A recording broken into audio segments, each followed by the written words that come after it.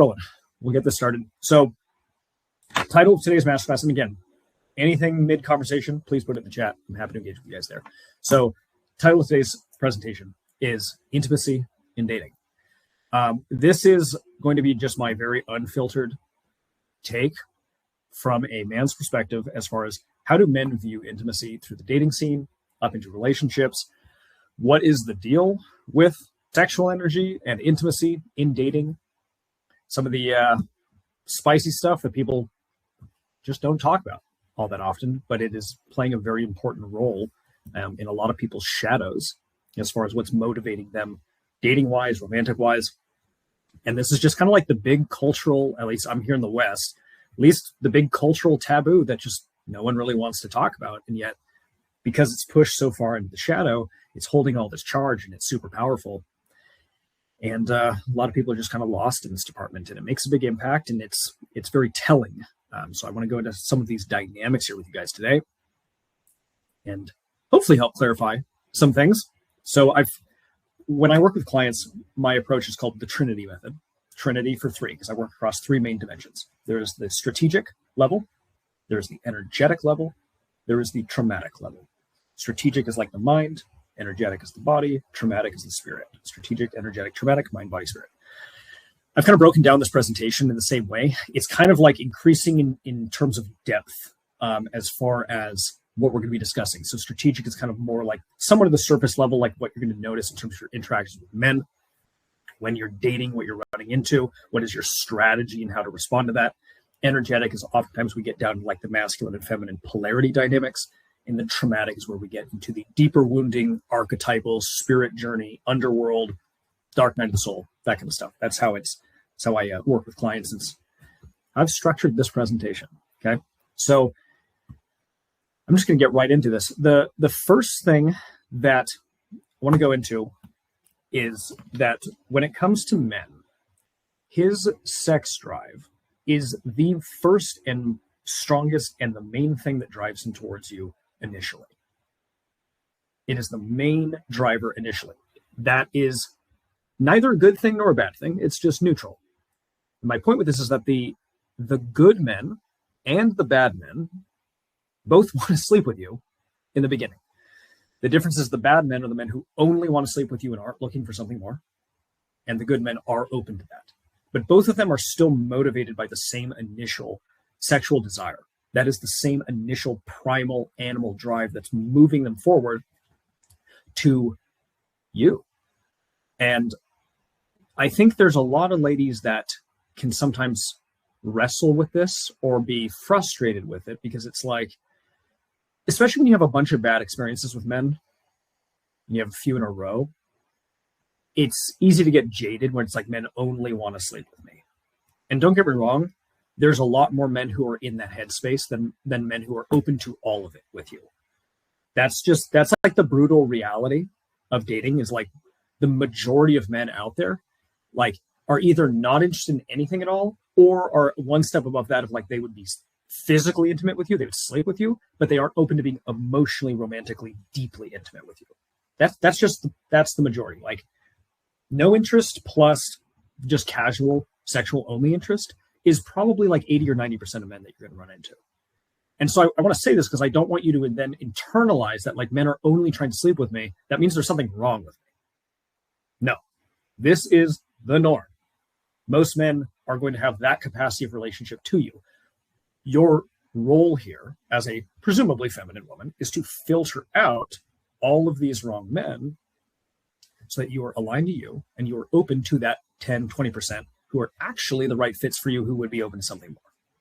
And part of this is understanding that all those bad guys, the wrong fits for you, want to sleep with you, or at least a lot of them. The good guys also want to sleep with you, but the good guys are open to something more. And a lot of what your strategy moving forward here is working with that libidinal sexual energy that he has. How do you work with that? Because that is the initial driver. It's like the phrase, I'd originally heard this years ago, was men fall in lust with their eyes first before they fall in love with their hearts. Men fall in lust with their eyes first before they fall in love with their hearts. And it's completely true. It's kind of how like a man breaks things down, is that's really the first thing he's going to filter for is, do I find her physically attractive? Do I find her sexually magnetic? And those are two different things. There's some overlap, but they are different. Does she turn me on physically? And if it's like, check, check, we're good on that department. Okay, I'm open to the prospect of getting to know the woman underneath and falling in love with her character. But it is that initial libidinal drive that pushes him towards you. And it's kind of like it's working with, it's like his monkey brain, his reptile brain. It's just that lower animal that is just trying to, you just got to satisfy the animal first. And then it's like the first impulse driver in him. And the good men got this, the bad men have got this. It's just, this is what it is. And this is the thing that gets him to push down the gas pedal to move towards you, is his libido, his sex drive. That is what causes him to push the gas. And this is really what actualizes his masculinity to pursue you. Okay? The kind of think of this like a car. Okay? I used this analogy last week. Think of it like a car. You are trying to move towards a shared relationship where we're like road tripping in the car together, going to where we're trying to go. Okay. And there needs to be a masculine in this position. There needs to be a feminine. And a lot of what this driving is it's almost like when you guys are in a relationship, you can have the masculine in the driving seat and he's like taking us to the destination. And the feminine is like, she's controlling the music and like doing the navigation and stuff, right? And providing like the experience, right? That would be like once you're in a relationship. But when you're in the early dating stage dynamics, and you're establishing the polarity with each other, you're getting those foundations set up.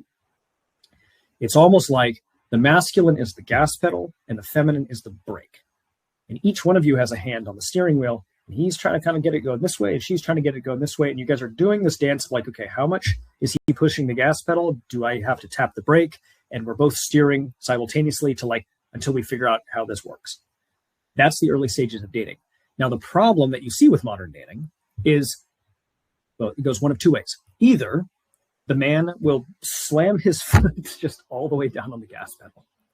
Okay. And what that usually looks like that you've probably run into is a man who's just love bombing you completely, promising you all sorts of things. You were like the love of my life. I'm already in love with you. He's saying all of these right things. Totally love bombing you right from the start, right? That's like a guy, he's got his foot all the way down on the gas pedal. And there's a lot of women who, if they haven't experienced this before, or they're prone to getting swept up and stuff like that, what ends up happening is, what's going to happen if like someone has their foot down on the gas pedal and no one, and only one side is being steered and the other side's not being steered and there's no tapping of the brake? What do you think is going to happen? Right? You're going to go 100 miles per hour into a wall. That's why those things like you date for a month and then the archetypal projection, the fantasy just shatters because you hit the wall of reality. That's what ends up happening. And so it was good in the sense that he had his drive on point. He was pushing the gas pedal. He was motivated moving towards her. What was lacking was her helping him to steer and kind of tap the brakes and to ensure that this was going in a pace that was actually sustainable and survivable for the two of them. Okay, so that's one side of what can happen when it's all gas, no brakes. The other side is there's no gas and all brakes. And so she's sitting there and she's like, okay, I'm ready to tap the brakes, but like he's not even pushing his foot on the gas. And then what a lot of women will end up doing is like she'll kind of like step over to his side and then she'll just kind of like put her foot down and push the gas pedal for him. And then he's just kind of like, oh, okay. And just sort of kicks back, hangs out in the side seat. And now she's driving the entire thing and like pushing the gas, tapping the brake. She's doing everything and he's just doing nothing. And she's like, damn, I feel like I'm doing all the emotional labor. I'm doing all the heavy lifting. This guy's not investing. It's like, right. So we got the opposite problem. It's a man who's not enough in his masculine. He's not driving forward enough. And that's the opposite problem that you're running into. So what you want is a guy who is pushing the gas pedal, and almost certainly the gas pedal for him is his initial sexual attraction, libidinal drive, interest in you. It's not wrong that this is the case. This is just the biological and psychological reality of men. And for the record, I think women are like also driven by this. They're just maybe not like as ruthlessly black and white about it, or it's not as high of a factor, or at least there's like, yeah, they're just a bit more reserved about it. But for men, that is the initial thing. He just is going to put the foot on the gas. And we don't want him to just go 100 miles per hour. We're going to tap the brakes with men like that. But the opposite is if he's not putting his foot on the gas at all, it's not your job to lean over and push the gas for him. Okay? Work with a man who wants to push the gas for you, because that means he's actually attracted to him, because that means you are his type that he wants to pursue, which brings me to my second point. Men have a type, or I should say really like the masculine has a type. For those who know, like quick primers, like a type is like it's a certain, fixation that you're into, whether it's like she's got a certain look, a certain kind of personality, a certain body shape, whatever. And there's like as many variations as there are women out there. There are types that men are into. Some men like tall, some like short, some like light, some like dark, some like thick, some like thin. It's as varied as there are men. Okay. But my argument here is that men have a type. They do. That is just how the masculine operates. The masculine operates from the perspective of like its single focus, its singularity of focus. It's here's a target. Here's a goal that I want. I see the goal I want. I go after it so I can get it. That's masculinity. Single focus on the thing that I want. For the feminine, it's receptivity and diffuse awareness. I'm aware of different things that are around me, and I'm receptive to that which is in alignment with me. I'm not going to single target focus one thing while ignoring everything else. I'm like kind of just aware of everything in my environment. And I'm going to reject that which is not for me while accepting that which is actually good for me. So it's an opposite perspective. I said this in one of my recent posts. It's like the sperm and the egg. The sperm goes in and is like, egg is my one target. That is like, I'm not shooting after other eggs here. Like I am going after this one target. Most of us are going to die on this journey to this one target, but that is what it is. That's the masculine's freaking hero's journey, is like dying towards being reborn as the new version of himself. I'm moving towards that one target, and that is the one and only target. I'm focused on that and only that, and there's nothing that's going to deter me from this path.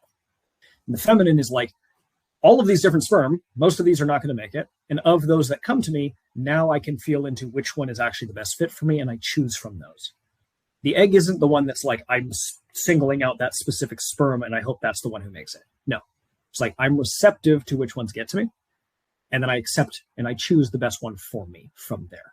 Okay, and that's like that's how the masculine and feminine operate at a biological level. The same principle operates at a psychological level and then out in terms of human interaction with dating. And so because the masculine fixates on one thing, it means when men are operating in the dating scene, they have a type in terms of the women or the woman that they're going to be most attracted to. They have that. And because of that, men know immediately, I can say this many times, men know immediately what level of interest or investment he has for a woman. Men know this immediately. A lot of ladies don't seem to know this immediately. I mean, you'll know if like a man is definitely not the right fit for you and you're like, this guy is disgusting or something's like off about him. Like, no way. Like you'll know that. But as far as like, is he a good man for me? Maybe. He's demonstrating good qualities, but I kind of have to like see him continue to demonstrate these good qualities over time. And I'm going to remain open to him during that process. But like he's got to prove who he is. And that's going to come with time. With men, no, he knows instantly. He knows instantly, does she fit his initial phenotype, emotional genotype type that he is looking for, that he is most of the time not even consciously aware that he's attracted to. Or maybe he is, but like there's deeper unconscious forces that are driving him to her. It's his limbic system, it's his animal brain, it's the archetypes of his unconscious that are driving him, and she is the match for those. And that's why he's like, bingo, and sees her immediately and is like, wants to rocket towards her. And then now it's her job to like, okay, you're clearly interested. Let's steer this interest and make sure we're pacing this out and the pace that's sustainable for both of us. We're not going to blow ourselves up here. Okay. But he knows his level of interest immediately. And I want to share that because I can't tell you how many people I've talked to, I've worked with who have, you hear from guys like, I'm not sure what I'm looking for. Oh, how about we just play this by ear and like, let's see how this goes. Let's just go with the flow. It's like, dude, that drives me crazy. He's either not masculine or he's not interested because she's not his type.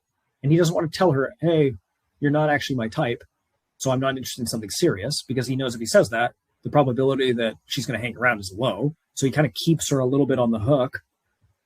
Like, oh, well, I'm open to seeing where things go, but like, let's not put like labels on this or anything. I'm not really sure what I'm looking for yet. I'm just kind of figuring that out. It's like, dude, come on, man. you know, if you're being truly honest with yourself and certainly her, you know, he knows immediately. The only time in my life that I didn't know my type was when I was significantly less masculine and I didn't know who I was as a person. I noticed as I became more masculine over time and more solidified in my identity of who I want to be as a man, as I became more solid in that over time, the type of woman that I was attracted to became even more clarified into like a very specific type. Those happened concurrently at the same time. When I was younger, like I was a late bloomer onto the dating stage, so I didn't really start dating until I was like in my early 20s. And when I first started dating in college, I didn't really know who I was. 20 years old, 21. You're not an adult. You're just like a grown child by that point, or like a late teen. But I didn't know who I was as a man. I wasn't a man. I was a dude. I was a guy. I was a young man, but I was not a man at all. And didn't know who I was, and was not particularly masculine. Certainly wasn't like directed in terms of like, this is my path, this is who I want to be. It was just, I was like floaty. I was just kind of this floaty, not masculine, not an adult man yet. And the kinds of women that I was attracted to, partly this was because I didn't have any dating experience. So I also didn't know what I liked. And I was very much in the self-discovery phase of figuring that out. But also, like, because I wasn't solidified in who I wasn't also solidified in terms of what I was attracted to. And so at that phase of my life, I was very much like, I just like women. I'm open to dating all sorts of women. And then I did. I was going out with like all different kinds of women because I didn't know who I was, and therefore I didn't even know what was like actually like my type would resonate with me.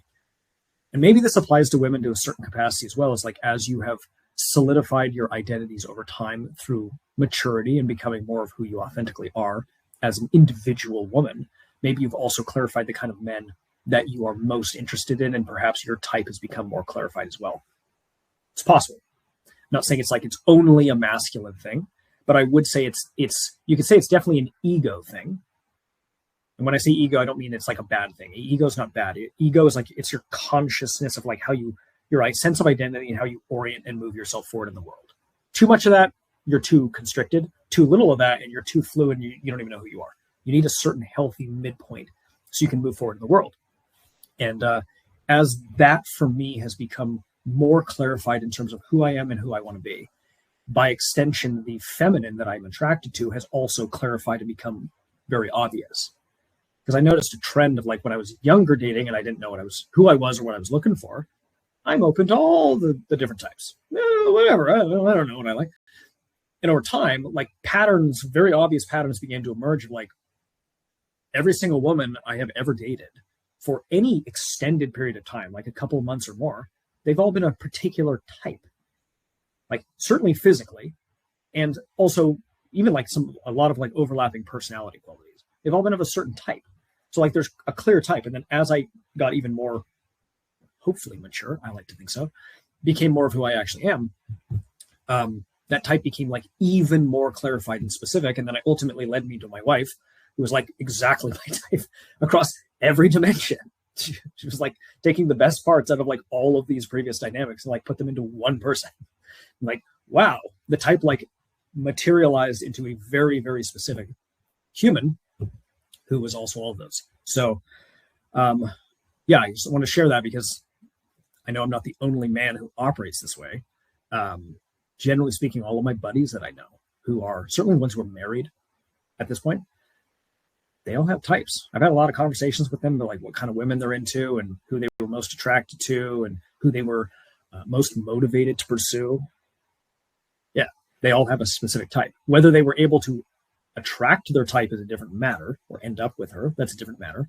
A lot of men don't courageously pursue their type because to do so is very vulnerable. And what if you get rejected by her and it's demoralizing? So a lot of guys will play it safe and go after women they're attracted to, but not like very attracted to. And that sucks. It sucks for him. It sucks for her. I wouldn't recommend it.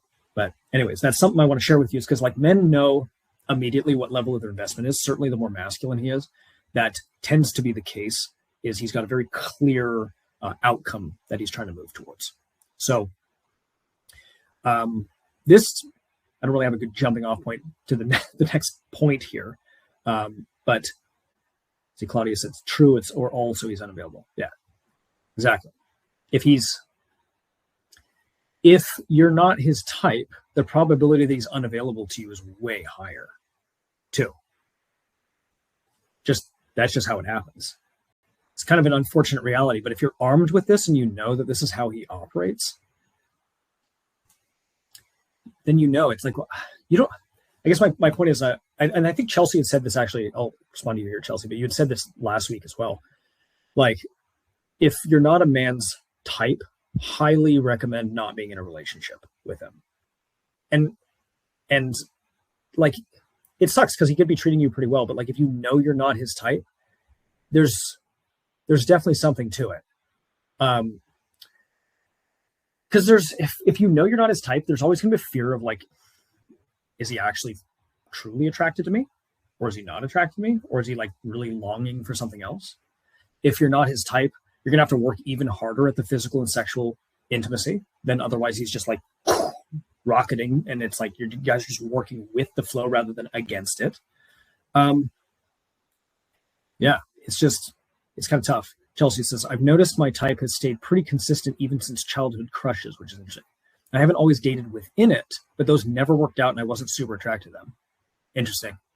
Yeah. So it sounds like you've had a type as well. Like, I'm curious, like, I wonder if that would be your own, I don't want to say masculinity, but it's probably like your own conscious ego development has like been leading you in a particular direction. So by extension, your shadow of what you would be attracted to has also remained consistent.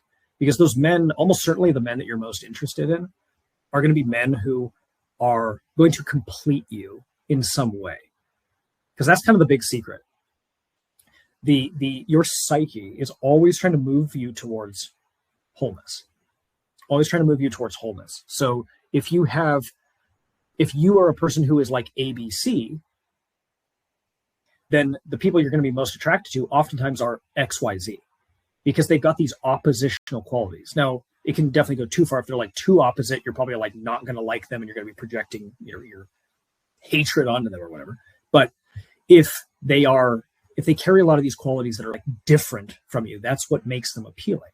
That's why men are attracted to women and women are attracted to men in the first place. That's why the masculine and the feminine are interplaying with each other. And so if as you said, Chelsea, if you've developed your conscious femininity in a particular direction, and your feminine ego has been forming in a particular direction, I mean a healthy ego, not a bad one, you've been forming in a healthy direction, then by extension, you've always probably had a pretty consistent masculine shadow of a man who is going to be the type of man that you'd be into. It was the case for me too. Type of woman, it just became even more clear. It sounds like for you, that's also been something similar too.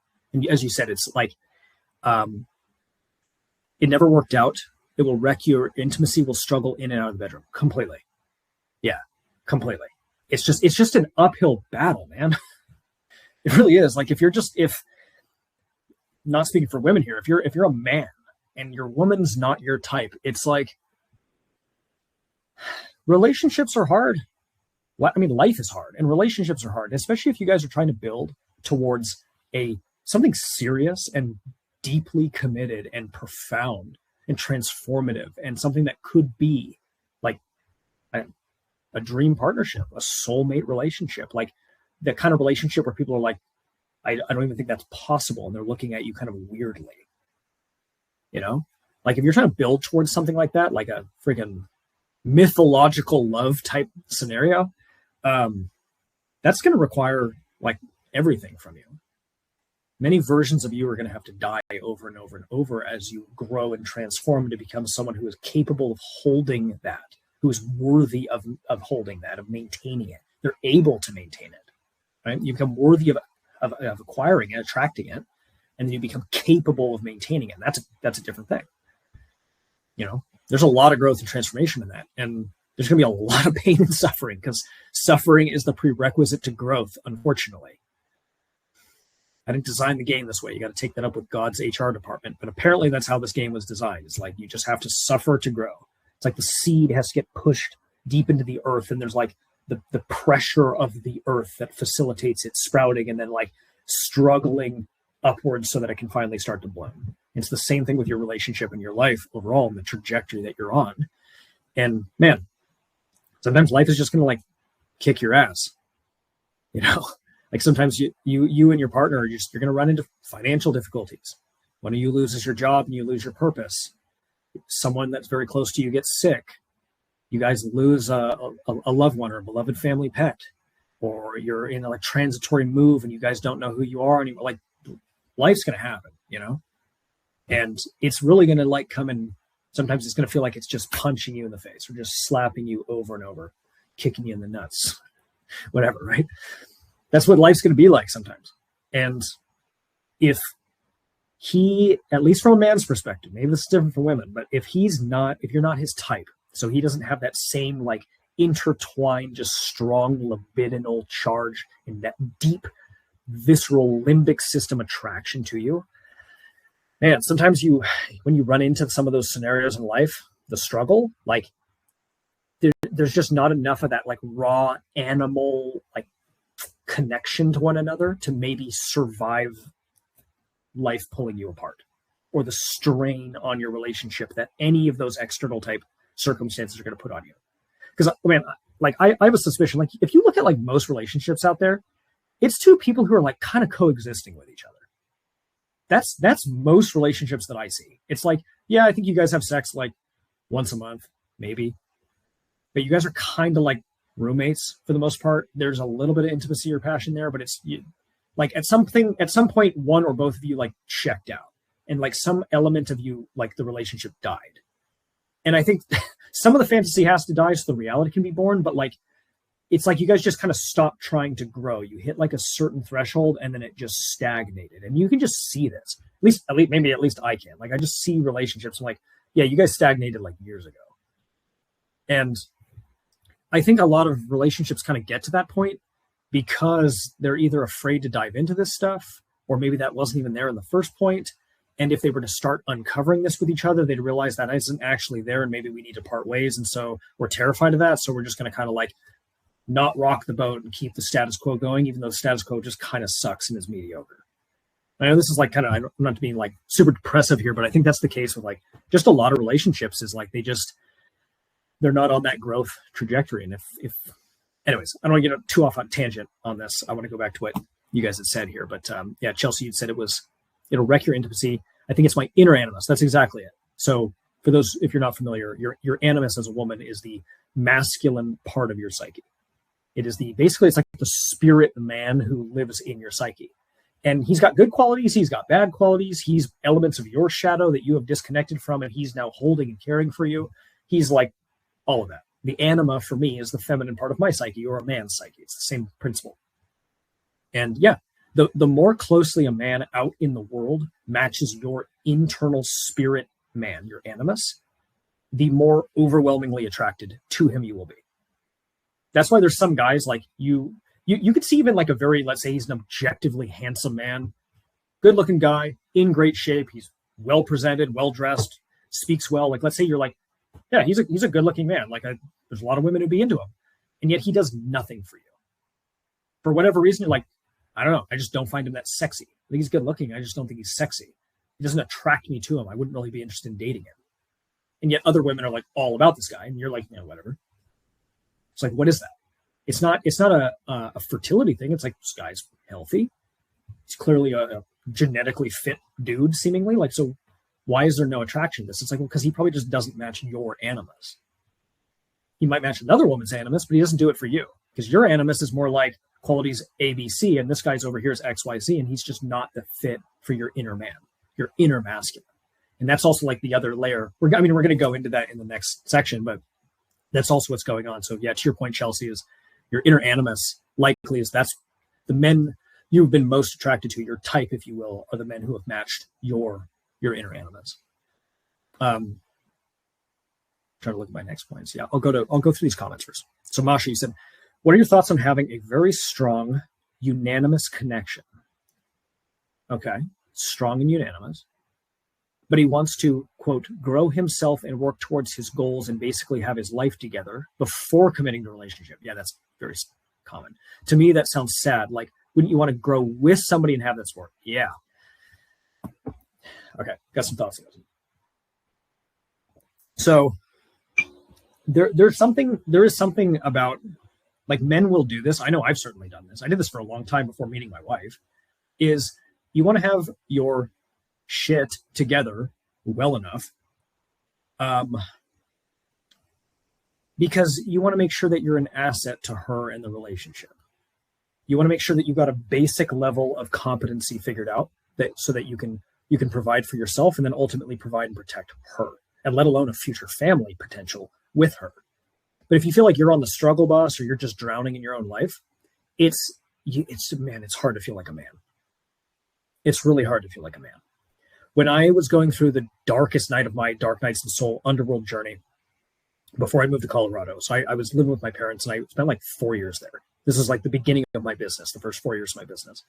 And I was doing all of this inner work, all of this like transformative journey. And I was not dating anyone at that time.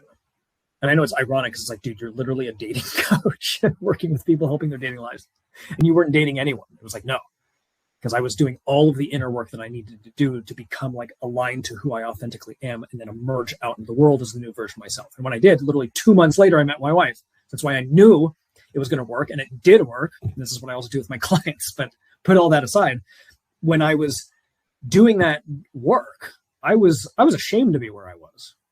You know, I'm like just starting my business was the hardest thing I'd ever done.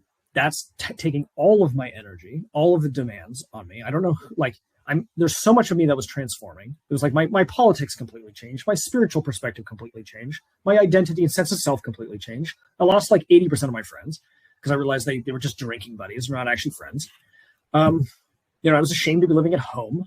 And so I realized like, man, my coping mechanisms in the past was I used to just go and try to date random women to distract myself from the futility of my life.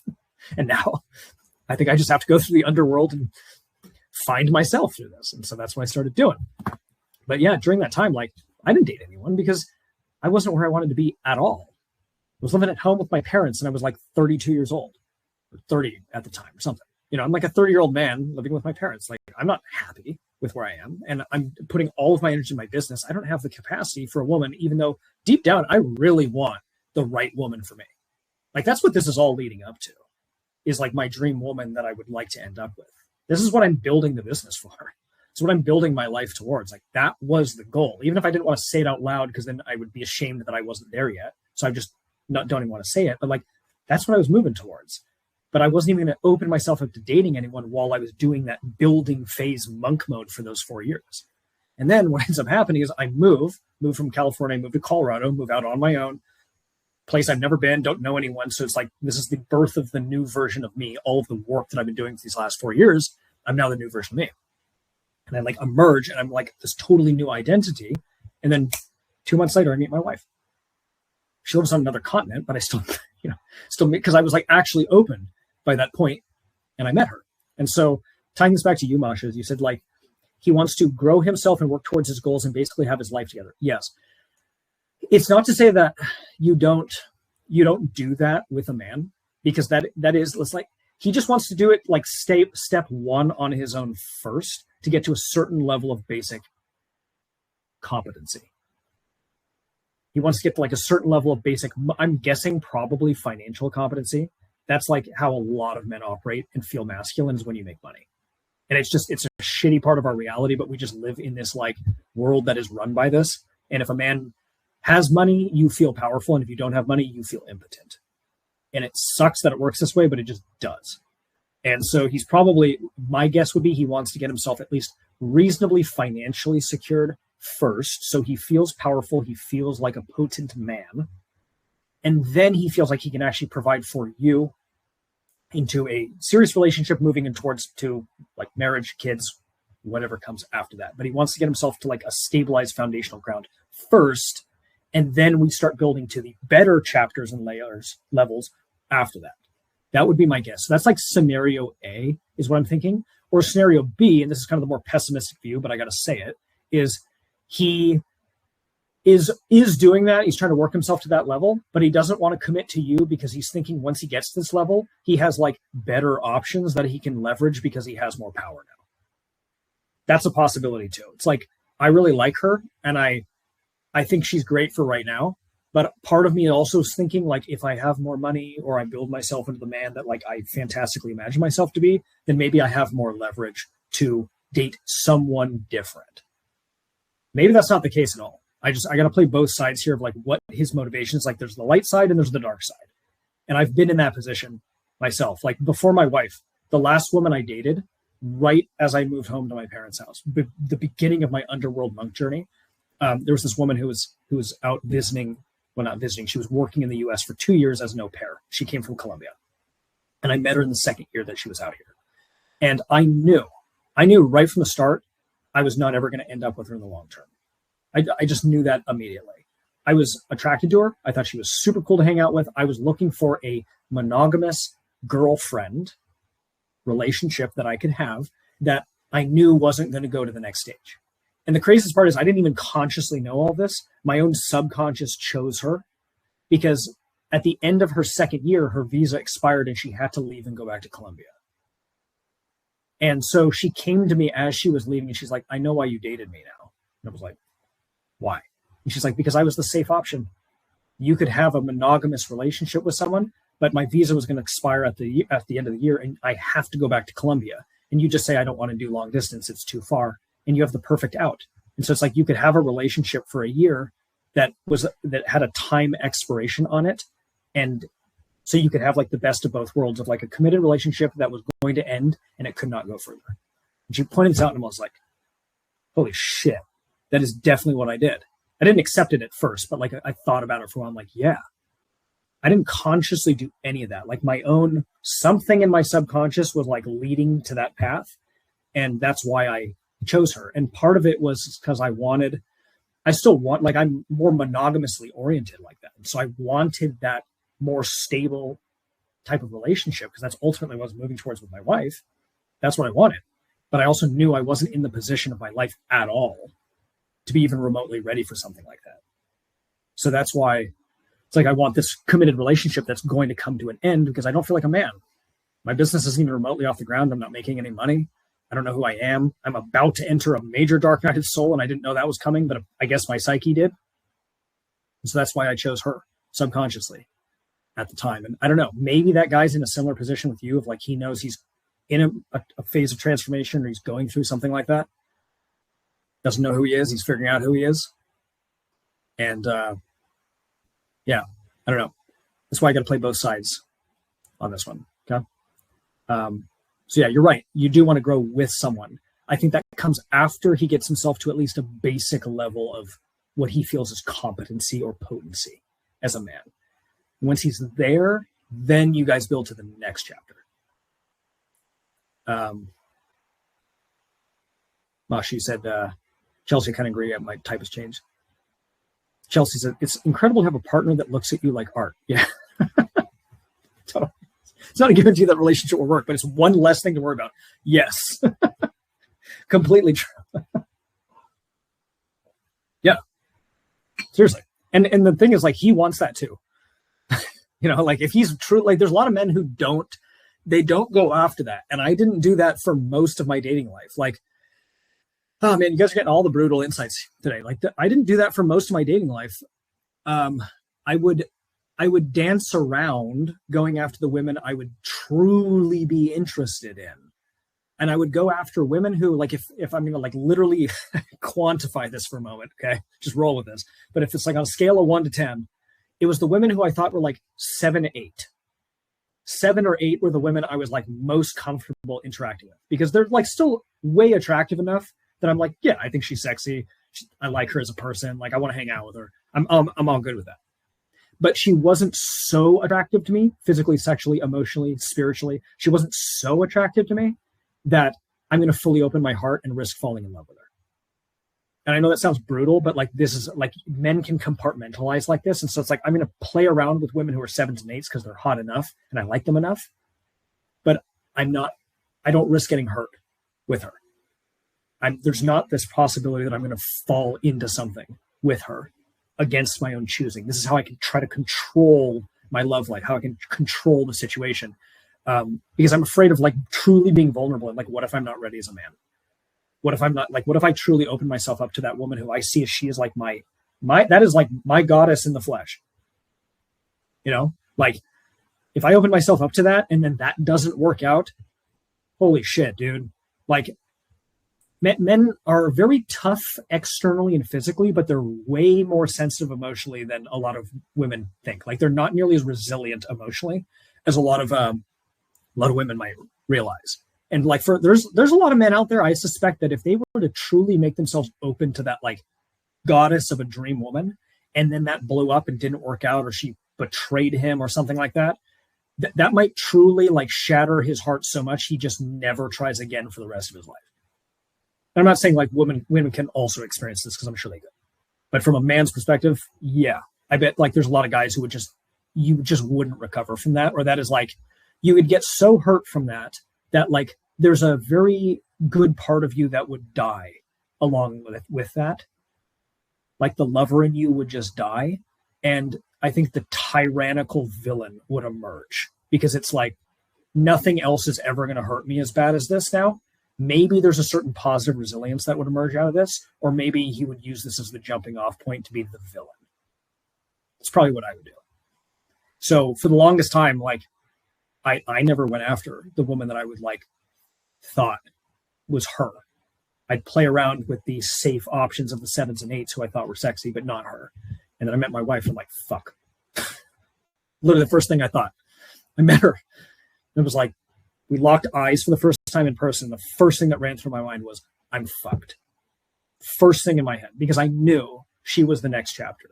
I didn't know if she was my dream or my nightmare or a combination of both. And realistically, she is a combination of both. That's a soulmate relationship. But yeah, I recognized her immediately. It's because like I was ready by that point, and that's why I was open to it. And like it's like, this is the goddess in the flesh. This is her.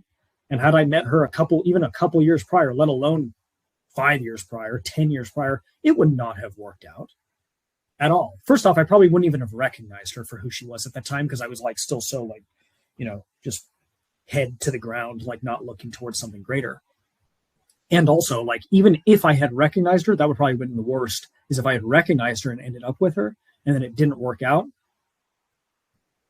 I might have been so demoralized you just don't ever try again, or you try 30 years later or something.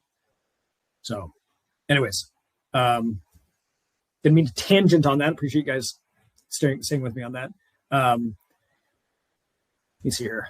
Mashi said, yeah, he definitely needs to up his financial status. Yeah. It's usually what it is for men. It's an unfortunate reality. It's very hard to feel like a man when you're broke. You just don't. I'm not saying you got to wait till he's making $1 million a year or something, like, you know, but if he's like struggle busing to even like cover his rent and buy food, like I've been in that position. You don't feel like a man. You do not feel powerful. You don't feel even sexually potent. Like it's like you don't even get turned on. You're just so like your libido is just so blocked, because you're not making any money. You're like, dude, I'm not even like surviving in my own life. Like I'm not able to procreate here. I'm barely even like putting food on my own table and covering my shelter here. Like the Maslow's hierarchy of needs, the lowest need is not being met. I don't feel like a man. I'm not even beyond survival. So I'm not getting into procreation. Like you don't feel sexually turned on as a man when you're broke. You just don't. Or I think there are some guys out there who are like become hypersexual and like just drink and do drugs and like just chase sexual gratification when they're broke, because they use that as a means of escaping it. But if you're like to any degree of alignment where you're trying to be a man that you could be and you're not making money, you're like, you don't feel turned on. Like you'll be sexually shut down for weeks or months at a time until the money starts coming back. It's like, it's a thing. The sex and money run on like the same currents. Making a bunch of money, you feel way more turned on. So anyways, you had asked Macy's, how do you know your level of attractiveness? It's a good question. I think there is some objective degree of this, in the sense that part of it is like, just look at your own experiences with men in the past. of like, who have you been able to date in the past, A, and B, especially for like a longer term thing. Because it's different. I think like a lot of women can like sleep with certain kinds of men, but it's harder to get him to want to date for a serious committed relationship. It's a different threshold. And for men, the difficulty is even getting her to sleep with you in the first place. But if you can get her to sleep with you, or she's attractive for you to do that, the probability that you can move into a relationship is proportionally higher than it is for a woman. So that's why it's like it's pros and cons to both sides. But you're trying to get an idea of like what is your level of attractiveness from an objective standpoint. I mean, I think at some level, if you're truly honest with yourself, you probably know, like just walking through society and you look at like other women around you, if you're not like absolutely just delusional, which there's a lot of delusional people, don't get me wrong, but if you're not delusional and you're like actually accurate, you can look at other people and recognize like, yeah, like that woman's got like this features I could say is probably more attractive than mine, or I think she's probably a better looking woman than me. I think a lot of people don't want to admit that, but it's true. Like if I look out in public, like I'll see certain guys, I'm like, oh yeah, the guy's definitely better looking than me. But this guy's like more jacked than me, or like this guy's got a better presentation. Like you can tell. I think you can tell, like if you're truly honest with yourself, it's that. And then the other way you can really reinforce that with evidence would be, who have you been able to date for a longer period of time? Not necessarily hook up with or sleep with. That's a different thing. But who have you been able to date for, multiple dates or multiple months, getting into relationships with? Like, what was the level of attractiveness of those people? That's probably an indication of like the general attractiveness league, if you will, that you're probably in. Yeah, it's kind of my like brutal answer, but yeah, I'd say that's probably what it is. Chelsea says, correct me if I'm wrong, but if they're in that first perspective of trying to grow themselves and are seeing you as the person they want, I feel like they wouldn't even try anything because they'd fear of ruining anything. Like they won't fully commit, but they also don't want to do casual because at its core, they want more. It would be dishonorable. Okay, so if they're in that first perspective of trying to grow themselves and they see you as that person, they wouldn't even try anything. Yes. I mean, yeah, that was the perspective that I was in for many of those years.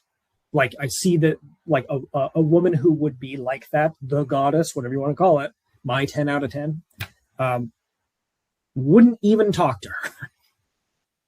Wouldn't even talk to her. Wouldn't even try. Because I know I'm not ready. So why would I even, the phrase is like, why would I warm up a deal that I'm not ready to close? I'm not going to make myself vulnerable to that kind of situation if I know that I'm not in a position to be able to see this all the way through. So I'm just going to play it safe with the woman who I still think is attractive, but like I know I'm not going to fully open my heart that way, and that's how I keep myself safe. That's how I try to control the situation. Yeah. So I think you're correct. It's they wouldn't fully commit. Yeah. My pleasure, Susan, and also Macy as well. All right, let me continue because we're getting a little off track, though I like these questions are good. So I guess we'll finish off a little bit of the strategy, and then we'll move through some of these other points a little quicker here. So some of the strategic element is like, when do you have sex with a man? I used this example last week. When I've worked with clients of all varieties at this point, like Buddhist, Hindu, Muslim, Christian, spiritual, like totally different, like cultural backgrounds, ethnicities. I ask all of them the same thing. Like, if you were to ask your grandma when to have sex with a man, Grandma, when is the appropriate time to sleep with a man? What would grandma say? And basically 99% of my clients all tell me, like grandma or certainly great grandma would say marriage, or certainly like a committed relationship. Like make sure he's sworn an oath of fealty to you. He's the knight who has taken his sword and stuck that shit in the ground and got on a knee and was like, my lady, I'm swearing an oath to you. I'm pledging my sword to you. That's basically what a man's doing when he's asking to be in a committed relationship with you. Is he's like the knight who's committing to the safeguarding of the princess, the queen. That's what he's doing. And when he doesn't want to do that, you're not safe to travel with this knight because this knight has not sworn an oath to you. He's got a different level of honor and ethos if he's sworn that commitment or not. If he's not sworn that commitment, you're just like his traveling compatriot, and maybe he'll protect you, maybe he won't. Maybe you'll have to just look after yourself. But if he's sworn that oath of commitment to you, it's like, I dishonor myself if something bad happens to you. I must do my due diligence and my best ability to protect you. Different level. And so grandma would have been totally right when she said, like, wait until you're in a committed, he's sworn an oath of commitment, of exclusivity, of fealty to you, to be physically or sexually, or maybe not physically, but sexually intimate with him in that way, to sleep with a man. Wait until you're in a committed relationship with him. And what I find so, like, this is like the most interesting thing to me is like that all of these different cultures, it doesn't matter my clients who like grew up through a Buddhist culture or a Hindu culture or a Christian culture, like all of the grandmas from these cultures all came to the same conclusion. All these different cultures and places around the world came to the same conclusion that this is what is most optimal for the coupling of men and women together into intimate relationships. It's like manage the sexual energy in a way that you're not sleeping with someone quickly, so that it can continue to build and the fire can build and build and build and build and build. And all this whole time you guys are getting to know each other, getting to know each other, getting to know each other. And then you have a chance to actually fall in love with each other as people. Then the animals get to come out and have fun. But you're using the animal libido charge of like, I really want this. Like it's continuing to move things forward, which gives you enough time with each other, which gives enough interaction with each other, which has enough underlying charge with each other to get you guys over the hump to like actually falling in love with the human being. And that's how you're transcending and bridging these two worlds of like the higher spiritual selves of the love of who you could be and the lower material selves of the lust of like the animals who just want to bang each other. And like we're bringing the two worlds together, and like you use the animal lust to keep propelling forward until you fall in love with one another. And this is like why all the grandmas have figured out, like, don't sleep with a man until he's committed to you. Because when a man is swearing a commitment to you and he wants to be in an exclusive relationship with you, I can basically guarantee that he is in love with you, or if not, he's on his track to being in love with you. That's how that works. He's not going to ask you to be in a committed relationship, exclusive committed relationship with him if he doesn't love you, or he's certainly on his way to it. Any woman I have ever been in a committed relationship with, like an actual, I have asked her to be in a formal relationship with me. And that's only happened 3 times. These are the only 3 women I've ever loved in my life. I have dated other women for very extended period of times, even like a year plus 2 years at sometimes. And we were never in a committed relationship because I never asked her to be that, because I was never actually in love with her. That's the difference. So if a man is asking to be in a committed relationship with you, you can almost be certain if he doesn't already love you, he is certainly on the track to that. And that's how you know you're actually safe to be physically intimate with him, because most of you ladies are feminine at your core. What ends up happening when you sleep with a man? Usually, especially if you're the more feminine, you bond yourself to him. Like the chemical cocktail starts working in that direction. You get more emotionally intertwined. You bond yourself to a man. Especially if you're like doing the deep sexual exploration stuff, like that's like even another level. You bond yourself.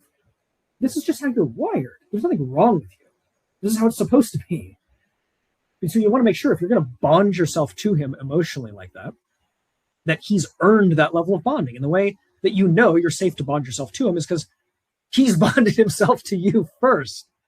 That's him in the masculine initiating his bond of fealty to you, asking to be in a committed relationship. Now you know you're safe to reciprocate with that level of intimacy that will bond you to him.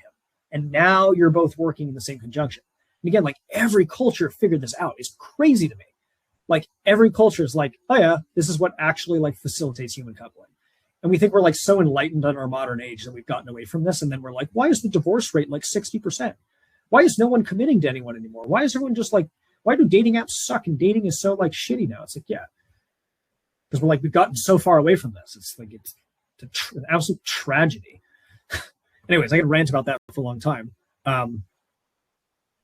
So Macy, I'll respond to this in a little bit. I wanted to get through some of these points. I'll probably go into that with the Q&A. So that's kind of the main point is like when to have sex, committed relationship. Because like you guys are working with you're transmuting your libidinal energy. You are kind of performing like when you have sex with someone, you're basically, in a way, I know it sounds weird, but you're kind of performing like sex magic with this person. Like the analogy I always use is like you're plugging their freaking flash drive into your USB port. And now you guys are like sharing your files with each other. And so you want to make sure that the person, like if you're uploading files to them and they're downloading files onto your hard drive, like you want to make sure like, it's not just a cleanliness thing from like an STD standpoint. I want to make sure this is like a spiritual cleanliness. I'm emotionally connected to this person in the right healthy ways. Because like don't know if you ever noticed, like you sleep with someone and all of a sudden you're like, why do I have like certain emotions that I definitely didn't feel prior? Why do I feel like more dysregulated than I was previously? Why do I all of a sudden I have like this like sexual charge or a kink going in a particular direction and I don't think I had that kink previously? This is like actually like magic. Like you're downloading this person's psyche onto your psychic hard drive. I know it sounds weird, but like it's a thing. So like you want to make sure if you're like swapping hard drives with someone, like why should some random person who doesn't know anything about you and isn't invested in you, why should they have access to your computer? Would you give a random person access to your computer hard drive and let them go looking around at like your pictures that are saved to your hard drive or your like tax returns, your files? Of course not. So why do you let them plug their hard drive into your flash port or your USB port and start swapping energetic spiritual files with them? Don't do that. It's not good. I want to make sure that we've vetted this person that like, okay, if I'm giving them access to my inner kingdom, my inner castle, this is a person I like actually want in my castle, not some like wolf in sheep's clothing degenerate who's just going to like rob me, or plant like poisonous seeds in my castle's garden. We don't want this. So anyways, there's a lot more I could rant on that. I want to keep this going though. So two other like brief points I want to mention I didn't bring up on my last week when I did this is two things to kind of be on the lookout for with men when you're being intimate with them is if he's only interested in his pleasure and not yours. Problem. Like if he's only interested in him getting off and he doesn't really care if you get off or you really even particularly enjoy yourself, you're with a just not a very masculine man at best, or like an extractive narcissistic type one at worst. It's like, it's just not a good indication. Like when you're with a woman who you even remotely care about, you want to make sure that she's having a good sexual time because it's to your benefit, because if she has a great sexual time, then you're going to have more future great sexual times, or she's more likely to go down the rabbit hole with you and it's only to your benefit. And B, even if it's from an egocentric perspective, you feel more like a stud when this woman has a great time and she's going to be thinking about what a great time she had with you. But if you don't even care to do that, it's because you care so little about her and you're so not invested in this that you're only trying to extract what you get out of this. So you don't even care about her pleasure. It's like really not a good sign at all that he like doesn't even care what you're going to get off to. So that's one thing to be on the lookout for. And the other thing too is when it pertains to like oral sex. This is something I've heard from a lot of women and they're like, he won't go down on me. And like, to me, that's like also a really big problem because speaking from a guy's perspective here, the less attracted I am to a woman, the less desirous I am of doing that. And then the more attracted I am to her, the more attracted I am to doing that. There's like an exact correlation between that because it's like when you're going down on a woman, it's kind of like, you're kind of like worshiping at the altar of the feminine. I guess that's what it feels like. It's like your face is here and you're like worshiping at the altar of the feminine. You're only going to want to do that to a woman you see as the queen. If you don't see the woman as the queen, the idea of making yourself in that role with her is like, absolutely not. That disgusts me. She's not that woman for me. The energy is not there. I do not want to do that. It turns me off. But if it's a woman that you want to do that with because you see her in that capacity, then you're like, yeah, I love this. I want to do that. It's very polarized like that. And so that's why when like I'll get like women have asked, and like I used to do those Q&A question boxes on my stories, like, weekly. And one of the more common ones on that was like, we have great sex, but he just doesn't want to go down on me ever. And it's like, let's just rule out the obvious one of like, well, are you hygienically clean? Okay. Like make sure there's like not some like horrible odor because that could be going on. But like, let's just assume cleanliness is not a problem at all. He's just like not attracted to the idea of doing it. Yeah, my point on this would be like, that's an indication of a problem to me.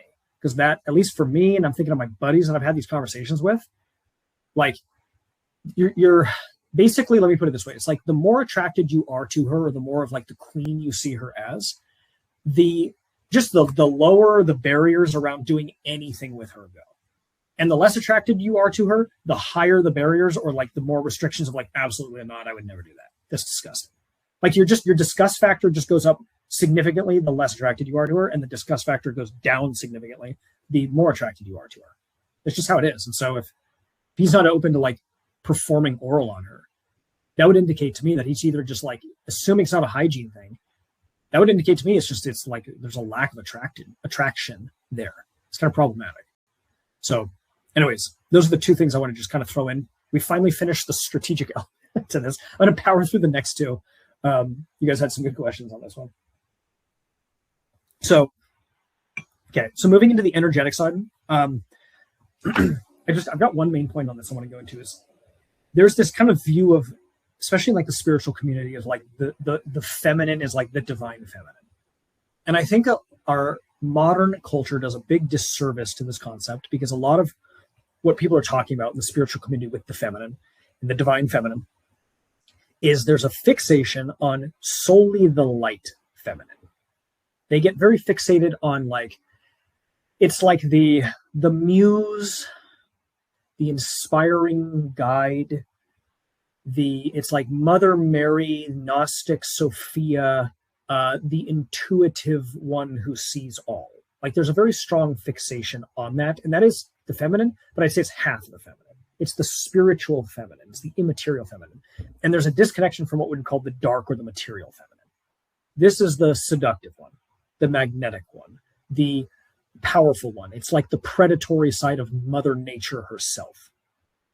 And because that's what nature is. It's weird. Like to me, it's like a man, because men kind of view things more black and white. It's more polarized in their view of things, like right and wrong. That's just left hemisphere, like male brain, is like this and this, X, Y, A, B. And so like nature is this really weird paradox, at least from a man's perspective, where you can like go out into nature and you like walk through the forest and you're like, wow, the sounds of birds, the flowing creek, the beautiful flowers, the light streaming through the leaves. This is like this is paradise. This is the Garden of Eden. This is so beautiful. And then it's also like the lioness tearing out the gazelle's throat, like mercilessly, and like blood all over the savannah. And like this thing is like being eaten alive. And you're like, what the hell, man? Like, how is that? And that's also nature. And it's like, it's both of these things. And that's kind of like that first aforementioned example is like, that's the light feminine. And the second one is the dark feminine. Both of those things. And they're both the feminine. They're both the totality of the feminine. But like for a lot of guys, there's this kind of a split. And I think in our culture, we also split this as we talk about the light feminine. We don't talk about the dark feminine. We like to focus on the light feminine, which is the nurturing, compassionate, intuitive, guiding principles of the feminine. But we don't talk about the powerful, magnetic, authentic, unapologetic dark feminine. And that's the other half of the equation that a lot of us are missing. It's like light feminine is like Gnostic Sophia, dark feminine is like Kali. Kali, like goddess of chaos and transformation, the void incarnate. Like she like cuts off the heads of men and then dances on their corpse and then wears a skull necklace. Like that's the feminine too. And yeah, the thing is like about men is a lot of guys they're not cognizant of this. They're not consciously aware of this, but like the women that they're most attracted to are the ones who embody strong, dark, feminine qualities. Light feminine qualities that's the woman that you know would be a good wife and mother to your children. Dark feminine qualities is the one who is actually fun to be with and who really sexually turns you on. The dark feminine is the fire he's looking for. The light feminine is the friendship. The light feminine is who he can like build that future with. The dark feminine is the one he like plays with and goes down into like the nasty shit with. And the dark feminine is the one he's attracted to. This is why you see so many dudes who would talk about like, I see this a lot with like the trad Christian type community where he'll be like, I'm looking for like a trad wife, you know, like traditional wife. I'm looking for like a traditional wife, Proverbs 31 woman, you know, she's like a good Christian woman and they're looking for that. And like, that's what he wants to look at. And then he like jerks off to like women who look like succubuses at 2 a.m. You know what I mean? Like OnlyFans models who look like siren succubuses. And that's who he's like jerking off to. And yet the woman that he like thinks he's supposed to be dating is this like, you know, like very well presented woman. And this is the thing you gotta understand about men is, and I remember Chelsea, you had said this last week actually, but what every freaking man, every man in existence wants. And if they tell you they don't want this, they're lying to you. Every man wants a lady on the streets and a freak in the sheets. Lady on the streets, freak in the sheets. Light feminine, public outward, dark feminine, inward private with him. And the female equivalent to this, like you ladies also want this. It's Chelsea, I think you had said this last week, is gentleman on the streets, beast animal in the sheets. Same thing. Gentleman, light masculine, outward, heroic masculine, spiritual masculine, man of honor, integrity, discipline, that masculine. And then wild fucking animal, privately, dark masculine, predator, power, whatever, dark masculine, okay? It affects the same thing. And this, I think this, for a lot of the masculine feminine polarity dynamics, this is where a lot of people go awry in their dating, because they get polarized into one or the other. And it's like, this is the guy who's like, I think I should be dating a woman like this, and she's this light feminine. But in doing so, he totally rejects all these dark feminine qualities. But then it constellates a complex in the psyche. And so he's like trying to move towards like, well, this is the woman who would actually be good for me. This is the woman I should date. This is the one my buddies would approve of. This is the woman I could bring home to mom. That's a big one. This is who I'm supposed to be dating according to my culture, my society. And yet, these nasty chicks over here are the ones that really turn me on. And I've got this split going on. And then this is why he doesn't want to move forward to any particular woman, because it's like, these are the women I'm supposed to be dating, but this is the women who actually turn me on. And ideally, you're trying to like reconcile of like, well, how can you find a woman who actually embodies both of these qualities, so that you're not just fixated on like jerking off to like these OnlyFans models at 2:00 in the morning who don't even know you exist, and they're like totally dysregulated, dysfunctional people. Nor are you going to try to like only date the woman who is like totally suppressing of her sexuality because she's trying to be like the good Proverbs 31 wife. I don't want to keep picking on the Proverbs 31 women here. I'm just like using that as the example. It's the same sort of thing. Like, how can I like merge into an actual whole human being who has brought both of these sides in? And it's the same thing with a man. Like, you don't want a man who's like just the chivalrous gentleman, but like he only wants to like have sex for procreative purposes. Nor do you want to be with the man who's like the best sex you've ever had in bed, but he's like a total just degenerate alcoholic coke addict who is like perpetually unemployed. You know, it's like, and those are usually the guys who are like that. So it's like, you don't want to get into either of these poles. It's like, how can I find someone who's like bridging both of these worlds of the light and the dark? And I think this is where, it's what a lot of people don't actually want to admit to themselves when they try to polarize in one direction. And that's why they get stuck. They spin their wheels for years. So moving into the final couple of points here, and then I'll go through everything that you guys have put in the comments. We get to the deepest level, the traumatic level, a level of the soul, the spirit.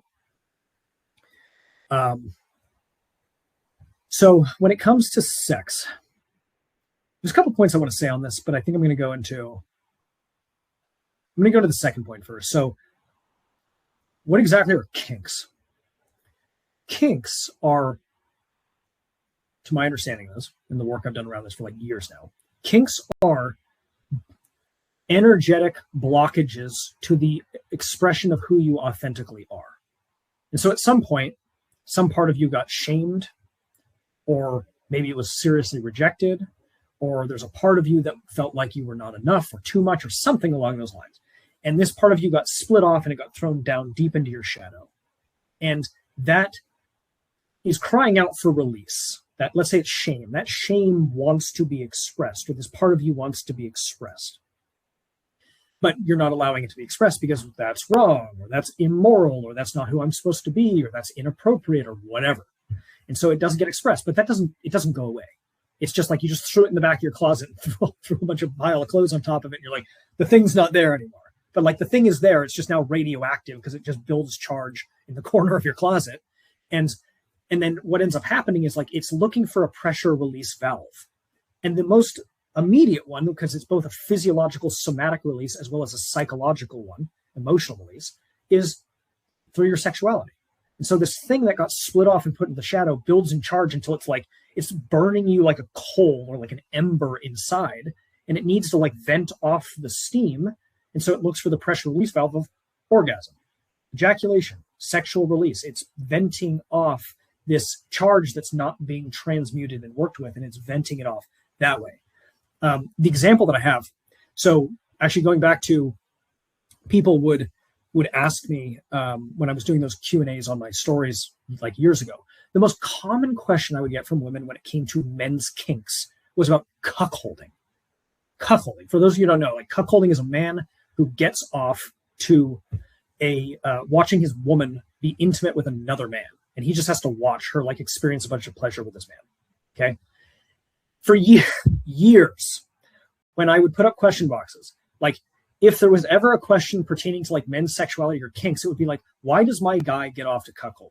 Why is my guy like, why is he asking me to like bang another dude in front of him? Like, what is this? And for years, I asked this question, I'm like, I don't have an answer to this, but this is like the most common like kink from a male perspective that I was getting asked about. I'm like, what in the hell? So eventually I went and like, all right, let's see if I can figure this out. And I found 2 books on this. One was called Insatiable Wives. And it was just this really like pro cuckolding thing where the guy, like the author was clearly like into cuckolding and was just trying to like talk about why it's great. And I'm like, all right, I'm not going to get any value out of this. So the second book was called The Psychology of the Cuckold Fetish. I'm like, seems like a great place to start. And this guy, I start reading this, I'm like, okay, I'm starting to understand like what this is. And basically what he says is it's eroticized inadequacy. Eroticized inadequacy. So for example, it's a man who, let's say, his ego is he's feeling very, I'm the man. I'm super awesome. I'm like way better than a bunch of other people, whatever. He's got this perspective. Well, almost certainly somewhere in the shadow is some very oppositional quality. If he thinks he's like way superior and he's totally a badass man, there's another part of him that feels like that's not the case. That's why he's compensating over here as hard as he is. And for a lot of guys who are compensating like that in the first place, they're often compensating because they have this deep internalized shame around inadequacy. He feels inadequate as a man. He feels inadequate even as a boy. He feels inadequate in his masculinity. He's not good enough, inadequate. And so if that hasn't been addressed and it's this deep pain and shame around that thing in particular, that just stays deep inside him. And it's always just burning. Like the shame of I am inadequate in my masculinity is always burning.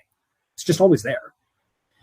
And well, until he does the inner work of like going down and actually meeting that part of himself or facing it or working with that to transmute the shame into, wait, I can actually let this go. I don't need to hold this to the same extent. Or here's a healthy way of expressing it in a way that I don't feel inadequate anymore because I'm transforming it. He's not working with it actively. He's trying to hide that in the shadow, as most of us do when it comes to our deepest pain or shame. So he hides that inadequacy down there. But the inadequacy doesn't go away. It just continues to build and charge until it has to vent itself off some way. And the main pressure release valve is your sex drive.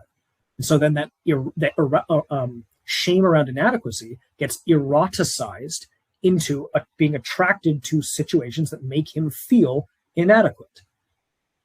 How can I just recreate the internal inadequacy externally? That's just all that happens. And so like, what would make you feel more inadequate as a man than watching your partner experience a bunch of pleasure with another man while you have to watch?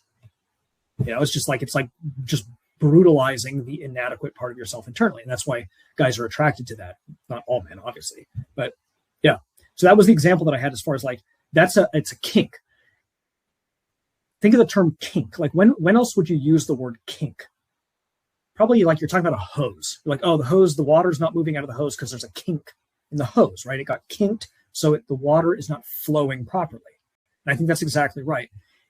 There's these energetic channels in your body, in your psyche, that are supposed to be flowing, and you're supposed to express yourself in the fullest expression of yourself. But if at some point, shame, pain, wounding, socialization, conditioning, if some of those put a block to the expression of that part of yourself, there's now a kink in the flow of that energy channel within your psyche.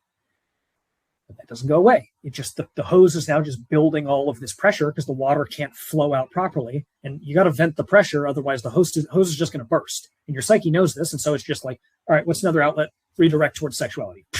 Shoot it out that way. And that's, I strongly suspect like this is how like the kinks are operating in your psyche, is like they are energetic. They're blockages to the flows of your energy channels. So yeah, that's what I want to go into on that, which ties me into my first point actually, which is sex goes wide or sex goes deep. Sex goes wide or sex goes deep. Your libido, your life force, is the most primal animal drive. And like, it's the totality of you. It's like, there's so much there. there's so much energy that it has to go somewhere. So it's either going to be channeled deeply into one container where you're unearthing and excavating layers and layers and layers and going down and down and down, or it's going to be dispersed far and wide. There's not really another way around it. I think some people try to like transmute it and like, it's not going to go anywhere at all, and I'm just going to disconnect myself from my sexual energy. And it's like, you can do that. I tried that for like years of my monk mode journey. All that happens is it just makes your kinks stronger because you're just pushing them even further into the shadow, A. Or B, what ends up happening is you just feel depressed all the time because you're like just cutting off the flow of your literal animal life force, like your will to live and survive and to move and to procreate and to advance. You're just like cutting that off entirely because you're like, this is wrong, or this is too primal, or it's too lower material matrix, and I'm trying to transcend out of this and be my higher self, and I'm not trying to be some animal, so I'm going to just totally cut off my sexuality. Again, I did that for years. Shit did not work. Did not work. People will try, but all that ends up happening is you just fall into an even longer, darker depression because you're not taking care of the animal inside yourself. And so I think that animal, like, it has these desires that they have to go somewhere, and totally suppressing them doesn't work. So, okay, you're going to express them. How are you going to express them? It's either, as far as I can tell, it's going deep into one container in a way that's consciously acted, or most likely it's going to unconsciously spread itself diffusely across multiple. And that's why you see rampant porn addiction in today's culture. There's so much, like, porn is like the silent addiction of this entire generation. It's a huge problem. It's a 24/7 drug dealer for free in your pocket all the time, especially for men. Men seem to be more susceptible to this than women. I think men tend to be more addictive personalities than women do. It just is. Like, and because porn is such the problem, it is the problem that it is because a lot of these people are not engaging with their sexuality in a conscious, intentional, deep way, either with themselves or with a partner in a committed container of a relationship. And so because it's not being channeled that way, it's getting spread out wide into, I want to date multiple people, I want to bang a bunch of people, I think we should be like polyamorous or whatever, I think we should be doing a bunch of like, I'm going to be watching all different kinds of porn because it's not being channeled in the right direction. And this is, I think, why we have the modern like porn problem that we do, right? Everything is being sexualized. It's just, a lot of this is just not being channeled appropriately. And I think it's just kind of coming to me now of like, you even go further back into like the olden days, let's say, when you had these stronger social mores built into society where you had people who were more traditional, but then like men went and saw prostitutes a lot more often. I think there's probably fewer men seeing prostitutes today because they don't need to because there's porn now. But back in the day, you didn't have porn, so you just had men who went and saw prostitutes. But my point is, like, the reason why that was even happening is because it's like the sexual energy is going out and wide to try to get those needs met because there's all these restrictions against going in and deep. And in like a puritanical type culture, a man's not going to go in and deep even with his wife because he's ashamed to do it. And so eventually that charge builds up and then it goes prostitute, brothels, having an affair. It's bursting out wide into these other different ways. From a man's perspective, man, if you as the woman, as the partner, if you're going deep into sex with him, why on earth would he want to have sex with other people? Why on earth is he going to be attracted to these other elements? Like, if she's going deep into the dark side of the stuff with him and he with her, that's the dream, man. Like, why would you want shallow relationships with multiple other women when you could have such a depth with this one person? Now, obviously, that's terrifying, and it requires terrifying and humiliating conversations, and many of them, and very uncomfortable conversations. But I think that's the underlying desire, which leads me to the last point that I'm going to make on this, and we're going to go into Q&A for you guys, which is what I call the royal road. I shouldn't actually call it the royal road because that's me stealing the term. Carl Jung originally said this term. He said the libido, the libido is the royal road. For a long time, I didn't know what he meant by that. And now I realize it's like the libido is the energy. It's this life force energy that will punch straight down into your shadow. It's going to like pierce through the nonsense the persona masks that you've built up, the conditioned ego, the things that you've split off and hidden. The libido is like it's like the main line, just tunneling straight down through all the darkness right into like, what have you disconnected from in yourself? What have you split off in yourself? What have you suppressed? What have you repressed? What of you is missing in the dark? The libido is the thing that like will funnel right down in that and like pull those things out so that they can be expressed. And the reason why I think he called it the royal road is another one of his quotes is that he said that it is said that no tree's branches can grow to heaven if its roots don't also reach down to hell. The branches can't grow to heaven if the roots don't also reach down to hell. And of course, it has to work that way when you think about it. How can a tree grow phenomenally this tall if the roots don't also go phenomenally this deep? Or if it's a shorter tree, the shorter, shallower roots. Higher, more impressive, magnificent tree, deeper, darker into the earth roots. It has to work that way. There has to be a reciprocal equilibrium to be achieved. It has to work this way.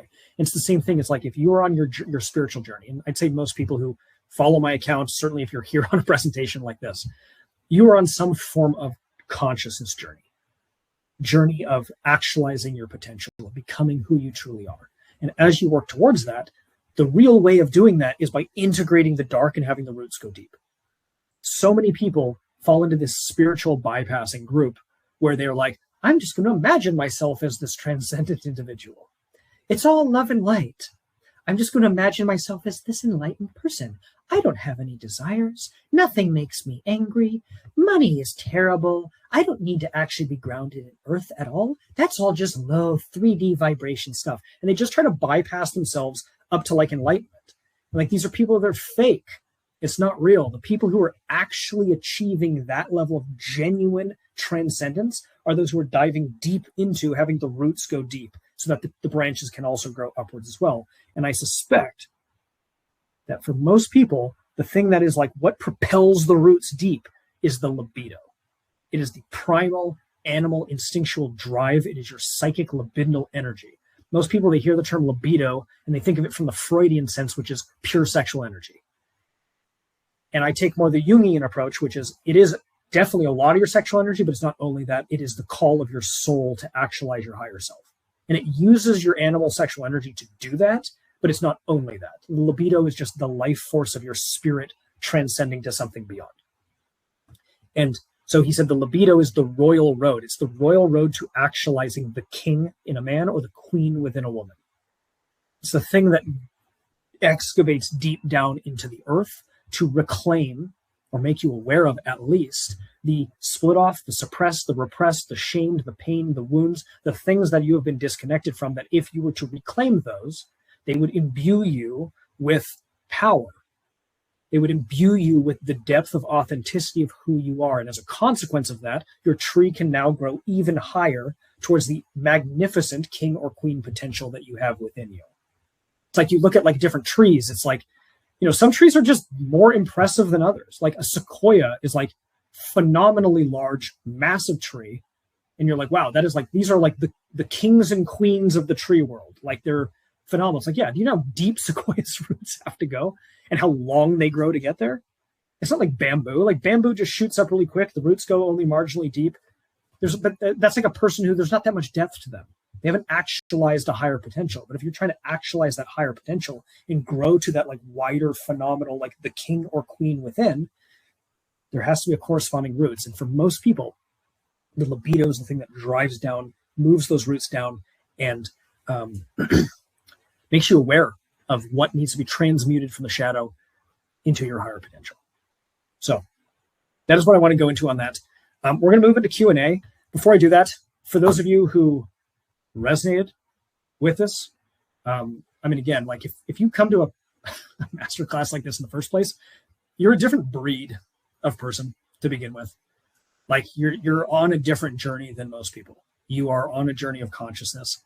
You're thinking about these kinds of things. These are heavy, esoteric, abstract material. This is not easy for the average person to just grasp. This isn't like, how do you help me structure my dating profile? You know, like you're on the path of consciousness of soul. It's a completely different threshold. And if this kind of material resonates with you and you are on that journey, you're probably a good fit for someone that I would work with. As far as transmuting your path and aligning you to really who you authentically are, the actualization of the king or the queen within. That is the journey that I have followed for myself. It led me to my wife, my dream woman. It's the journey I've worked with on other clients with, as well as ultimately leading into their partners, and certainly at the least into internal alignment with themselves and the actualization of more of their potential. And that is what I truly believe is like the actual path of how do you fix your dating life? It's not a numbers game. People say this all the time, dating is a numbers game. It's like it is if you're operating from like a lower place or like an ego, and you're trying to just slam your head against a wall until finally something sticks. Yeah, it will eventually work.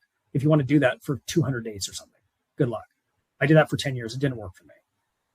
If you're actually meant for something more, to follow a soul-aligned journey, the quantity approach is not the way to do it. It's the quality approach, and that only comes from deeper internal alignment and transmuting who you really are so that you are on the path that God has in store for you, and you are ready for the daughter or the son that he has in mind for you.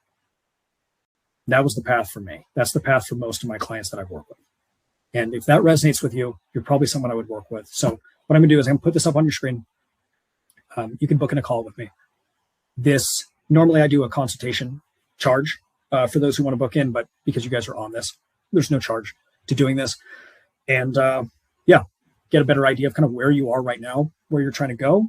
I'll be able to diagnose what are your main blocks that you're running into with your dating life, A, and then B, I'm going to design a 2 to 4 step. It's usually a 3-step action plan as far as like, this is your path forward.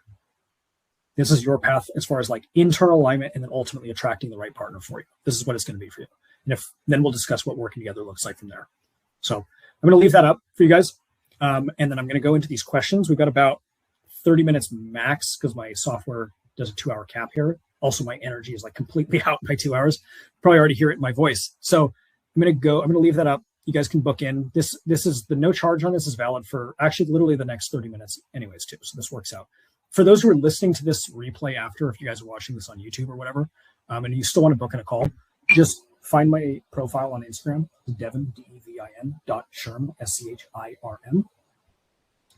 I got my link in my bio. That'll take you to my website, and it should say like new client one-on-one special or new client one-on-one offer, something like that. You can book in with me there, and we'll connect and get you on the royal road. Okay, I'm going to go back into these comments here. I'll leave that offer up for you guys. So,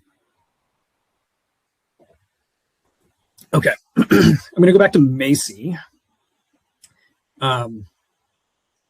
So Macy says, I got this message from a man who is working on his master's degree and working full-time. Okay.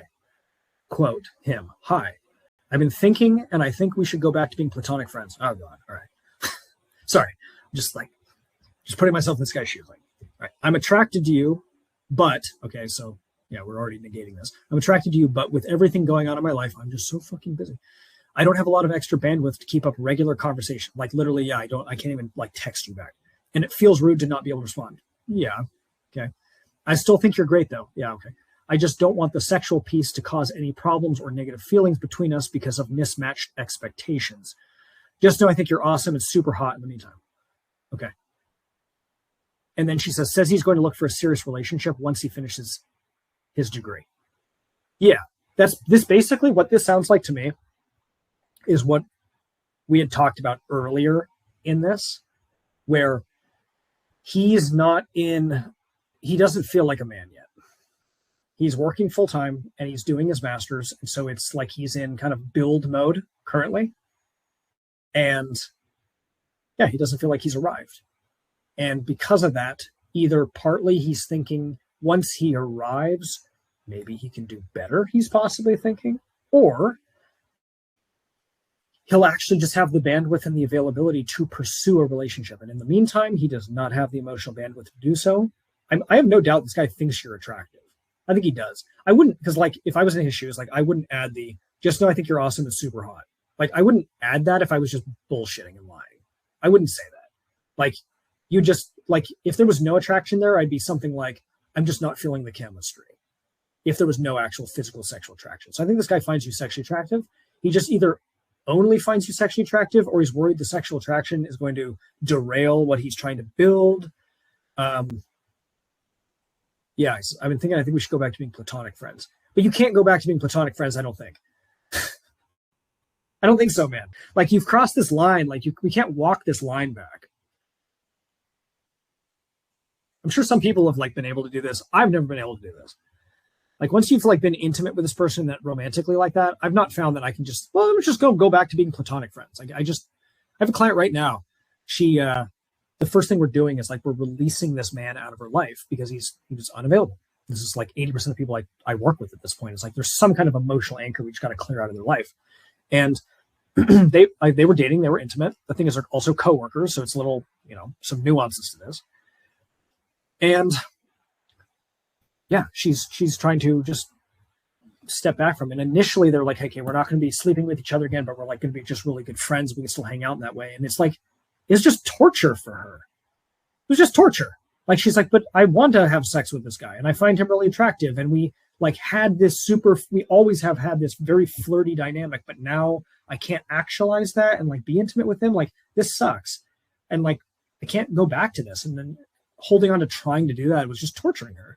So now it's like, no, we've actually had to walk this back to like, we're just coworkers and I can't really even be your platonic friend, because to do so is just to do a disservice to myself.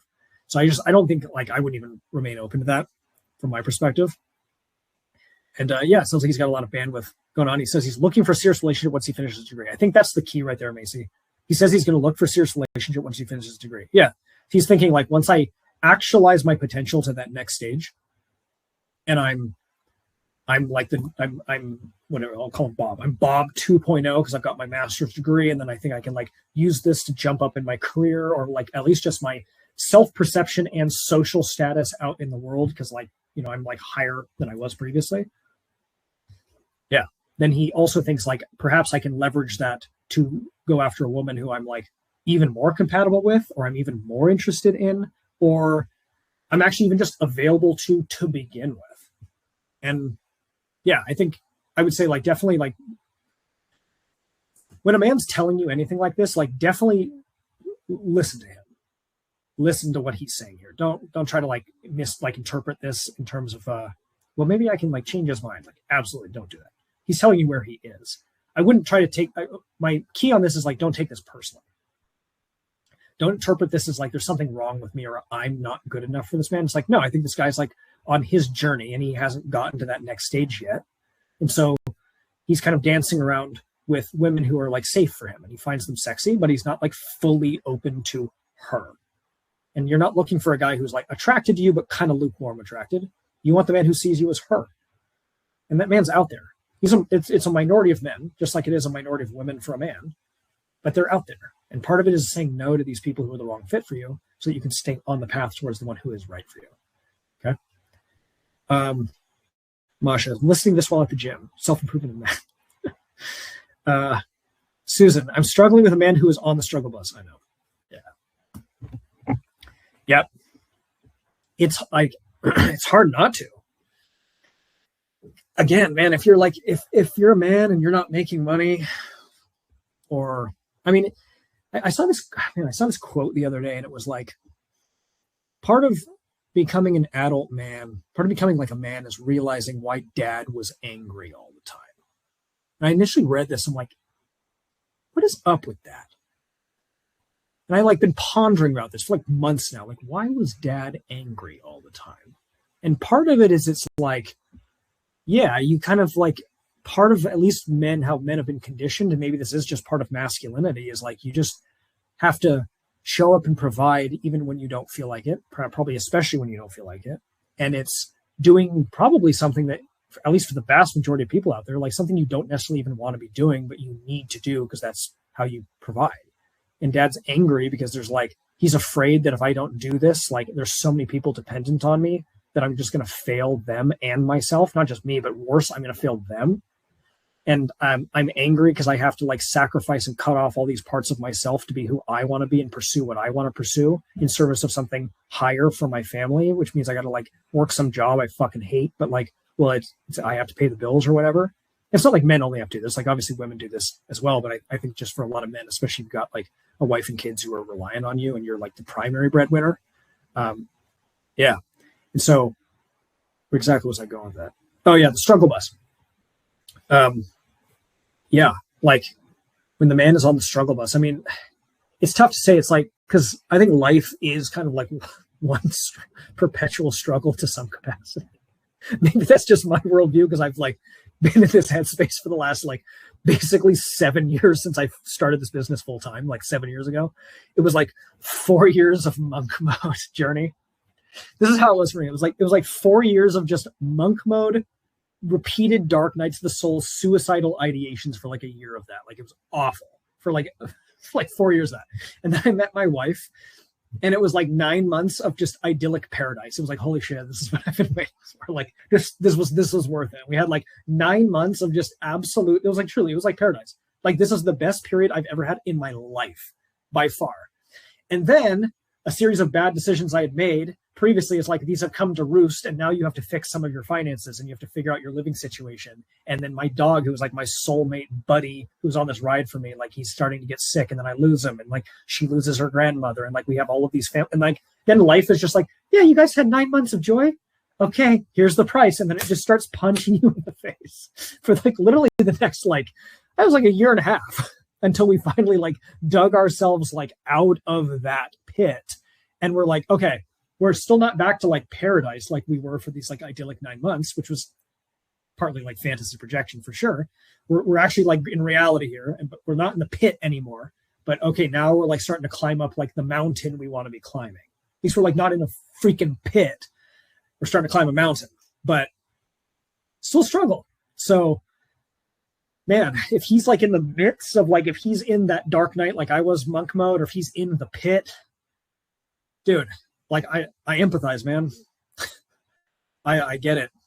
I get where the it's hard to like feel like alive. It's hard to be like super sexually turned on. It's hard to be like totally dialed in with your partner. It's hard to be like the best version of you, because you're like just drowning constantly. You're like, I'm digging myself out of debt. I'm grieving the loss of someone I loved, or like my living situation's chaotic, or my job is like getting freaking ridiculous and I need to figure out what I'm going to do with this. Like there's like some struggle like that. And when it's really intense like that, yeah. I remember hearing this, this was from Jordan Peterson like years ago, 12 years ago, I was first starting my self-improvement journey. He said something like, if you're in a period of your life where you are genuinely happy, you should be very, very grateful for that, because that's the exception, not the rule. For most people, most of the time, that's like truly the exception, not the rule. Like most of the time, your life can be going like pretty well 80 or 90% of the way, but like there's a major illness in the family. There's some major financial struggles. You're drowning in debt. You don't like your career. Like there's some like major point of pain in your life. And those periods of time where you're like genuinely happy and you're not on the struggle bus are like, man, appreciate those. Appreciate them. And ideally, we try to work towards those being more consistent. But yeah, so you're struggling with a man who's on the struggle bus. Yeah, I guess, hopefully you guys are intertwined enough that you're in the right relationship with each other, and that you're on that struggle bus together. And it's not like the struggle bus is simply because there's a disconnection between you guys, but it's like this thing that you're both coupled up and you are facing together as a team. Like I wouldn't like this whole last year and a half prior to the maybe like 4 or 6 months ago. I don't know if I would have gotten through that without my wife. Like we were in the struggle bus together for like a year and a half, and it wasn't, and we were having some relationship problems as a consequence of these other things going on in our life. It's like there's just so much struggle and drowning here in life that it can't help but bleed over into your relationship. Like there was one point where we were digging ourselves out of finances, and like we didn't go on a date with each other for like 3 months. Like literally didn't go on a date for like 3 or 4 months. All we did was like going on the gym, we're walking the dog, we're going hiking in the mountains, because that's all we could afford to do, because we were like doing that. Yeah. Until we finally like got the pieces clicked and like got on the trajectory we needed to go and started like fix that. But struggle bus. And yeah, our relationship took a hit for a while. Our marriage took a hit. But if you guys are a team, I think this is also part of the point of your journey. Yeah. Back to Macy real quick. We were old friends who lived long distance, so it's only been over the phone. Okay. Yeah. Was this the guy you'd mentioned? I think you were on last week when you said this was the guy from LA. He was the handsome, successful man from LA. I still don't like LA, but anyways. Masha's okay. What are your thoughts Sorry, I scrolled down a little too far. What are your thoughts about a guy thinking I'm kind of mean / too playful? To me, it makes me think that maybe we aren't just incompatible. He can't handle who I'm. How does he think you're mean, or like you play too rough with him, so he thinks then sometimes you cross over into being mean? Makes me think that maybe we're just incompatible and he can't handle who I am. It's possible. Maybe he's like a little too sensitive. You could also be too rough. I don't know. Have you heard this from other men, I guess? Like, or other people in your life of like, oh, you're like kind of a bitch when you play with people. You stab a little too hard, Masha. Is that possible? Because if it is, like, yeah, maybe this is just part of like the sadist in your shadow emerging more than you would prefer. Like it's unconsciously bleeding out of you. You got to find like an outlet for that version, that part of you. But if this is the first time you've ever heard something like this, is like, oh, you play too rough. That's basically what he's saying. It's like, you play too rough. If he's the only one who's ever said this, it's like, maybe, dude, maybe you're just a little too soft. Possible. Does it mean an incompatibility? I don't know. This doesn't seem like that big of an incompatibility to me. Like, this isn't like a major value difference, or like you want kids and he doesn't, or, like your vision for the future is like, I want to get married and have children, and he's like, I want to bang hookers for the next 5 years of my life. That would be a major incompatibility. You guys, like, this just sounds like a slight difference in personality. Sometimes my wife is mean to me, and she pisses me off, but that doesn't. Sometimes we play and she's like a little rough in the playing, but you guys just, the dynamic will eventually be figured out. I don't think this is like a major incompatibility. Macy says, that's why it's like, how do you know if it's too sexual online? I want to come off classy / light feminine, but also embrace my dark femininity. I would say it's like, you just don't embrace that with a man who hasn't earned that level of access with you. Like, you can flirt, maybe even send some pictures and things like that. But as soon as we're starting to cross over into like the darker type talk or really strong innuendos and suggestions, like, you just kind of shut that down. Like, save that for in person. Yeah. Yeah. And especially too, it's like, also for you, if your case, if this is the long distance guy that you're talking with over the phone, we want to make sure that this is actually like moving towards some kind of progression where you are going to meet in person, or you're going to just realize you're not going to do long distance and you're going to let this go. But we don't want to get into like this pen pal situation where you guys are sexting each other for the next like 6 months, building all of this libido that then just doesn't go anywhere. Or you meet up in like one time and then it blows up, and then you're like, we want to make sure this is like actually moving you forward. Obviously, there's a lot more detail I'd have to like be working with you to guide as far as like, well, what is your next step in the path? But that's, kind of immediate thoughts. Allison and Chelsea both referring to the cuckolding kink. Yeah, it's like super common. I don't know if this is like an increasingly common kink amongst men, or if it was like always common, but like men just didn't talk about it because they were like, it's like the most shaming, inducing kink possible. I mean, like the main insult that like men use for each other is calling each other cucks. Like, oh, dude, you're such a cuck, when you're acting like just weak or not respecting yourself. They call you a cuck. Like, it's like the main like insult that like dudes use against each other. So to possibly admit that that's like his kink, see why a lot of guys are like even more ashamed to even like broach that subject. But like, wow, that actually like turns me on. Like, what does this represent about me? Like, he's going to shut that down,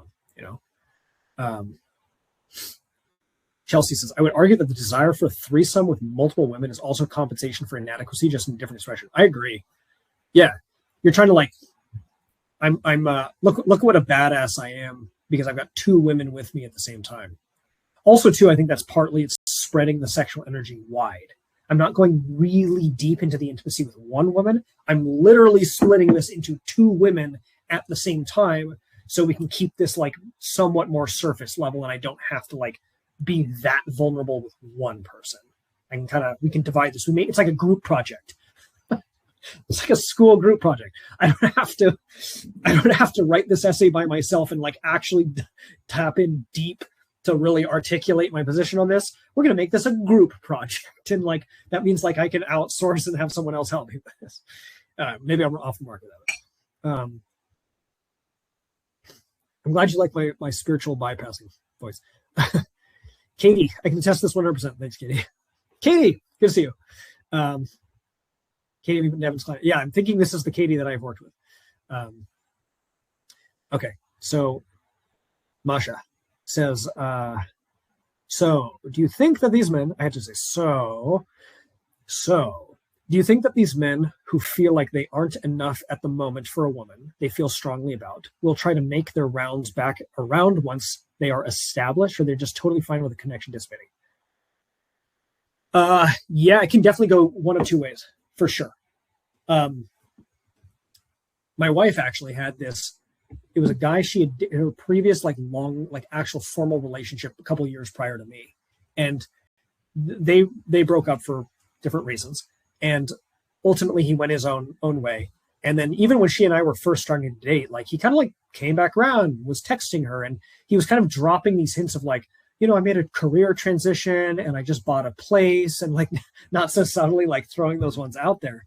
And it's not so subtly dropping that I'm on my path and I'm doing all right and I got a place, and I feel like I've actually arrived as a man. When we were dating previously, I hadn't yet arrived. I was still in that boyish mode. I didn't feel powerful or potent or whatever, and I think that's part of why it contributed to us blowing up and not working out. And yet here I am now, I'm on a better career path. I've I bought a house, and so I feel like I'm more of a man. Hint, hint, So I think some guys will definitely do that. Other guys, I'm of, at least how I've operated is once I'm done with a woman, I'm just done with a woman. I haven't circled back around. Now maybe, actually I shouldn't say that, because I had my second ex. It was kind of like a breakup, and then 2 months later we're kind of back together and seeing each other. But that was 12 years ago, 10 years ago. So I think as I have become more masculine and certain in who I am, once I've ended that with a woman and I've realized we're not for each other, even if I got to that place of more established, I probably wouldn't circle back around. Maybe it's just pride and ego of I'm stick by my principles. I don't want to make myself vulnerable a second time. Could be that, or it could just be no, we didn't work out at the time, and the trajectory I was on, and I'm on a different trajectory, and I'm 3 versions of myself different now. Me trying to reconnect with her is I think I'm trying to recapture something that doesn't exist anymore. I'm trying to recapture something that was then but wouldn't be now. It's a fantasy. And I learned that lesson from that same ex of we did this on again, off again thing, and then we parted ways for multiple years. It's 4 or 5 years. And then at one point I saw her one final time during COVID. And this was 5 years after we had broken up. And I'm hanging out with her, and she's kind of basically the same person as when we were still dating. But by that point, I'm 5 versions of me different. Maybe she changed a bit, but she was still very similar to who I remember her as, but I felt like a completely different person. And I just saw her in a totally different way. And I'm oh yeah, this would never work. Literally ever. And it was obvious. And the lesson I learned from that is yeah, I probably wouldn't try, because either I've changed from this interaction and they're still the same person, in which case what we had before isn't going to be the same again, or we've both grown and changed. And maybe we've both grown and changed for the better on the same path, and we could reconnect. It's possible. Or we've both grown and changed in even more different trajectories, and we're now even more incompatible now than when we were the first time that it didn't work out. What I've seen with clients, I can't think of a single client that I've worked with who has reconnected with an ex that it didn't work out with previously, and then they reestablished something again. I don't think I have an example of that. So yeah, take that for what it is. I've got about 5 minutes, and then my software's going to kick me off and my voice is going to completely give out. So appreciate you guys still being here with me on this, and also the engaging chat, the good questions. It definitely makes it way more lively and enjoyable for me. And I like being able to do that in real time rather than just here's my presentation points, let me go through them. So yeah, appreciate you guys. Very good engagement. I really appreciate that. Okay, so Macy, sometimes playfully mean is playfully aggressive, right? Sexual tension. I mean, that was kind of my assumption. Yeah, it's I just picture 2 cats, and sometimes you just scratch each other, and maybe you scratch each other too hard. Again, Chelsea, it's either inadequacies with themselves or with the relationship. Katie, yes, we work together. To all you other ladies in your chat, I recommend working with you, Devin. Thank you, Katie. I really appreciate that. Also, I appreciate you being here. It's good to hear from you again. Claudia, booked a call. Very nice. I'm looking forward to talking to you. Okay, I think we've come to the end of the chat, you guys. I appreciate everyone being here. Thank you all again. These are always fun to do. This is going to be the last one I am running on this topic. This is the second time now I've done it, and I'm going to kind of take a break for this one. So I don't know what my next masterclass presentation is going to be. That is TBD. What are we in May? So this is probably going to be at some point like end of summer is probably the next one. I'll give it 3 months or so, 2 or 3 months. So I hope you guys will join me at the next one, whatever that one's going to be. Try to keep it, you know me, the heavier, deeper materials like the way I go, because that's the truth, man. So going to be going into that. Hope to catch you guys at the next one. For those of you who booked calls, I will be talking to you soon. For those who have are watching this on the recording that's been emailed out, or on YouTube after the fact, again, if you guys want to connect with me, just find my Instagram, devin.schirm. Link in that bio goes to my website. And there's going to be a new client consultation. You can look through almost all my content there, DM me, whatever, just connect with me. We'll get you figured out. So again, appreciate everyone. Thank you, Masha, Chelsea, Allison, Claudia. Thank you guys, everyone, for being here. Appreciate you. I'll talk to you in the DMs or clients, and I'll see you all in the next one. Thanks.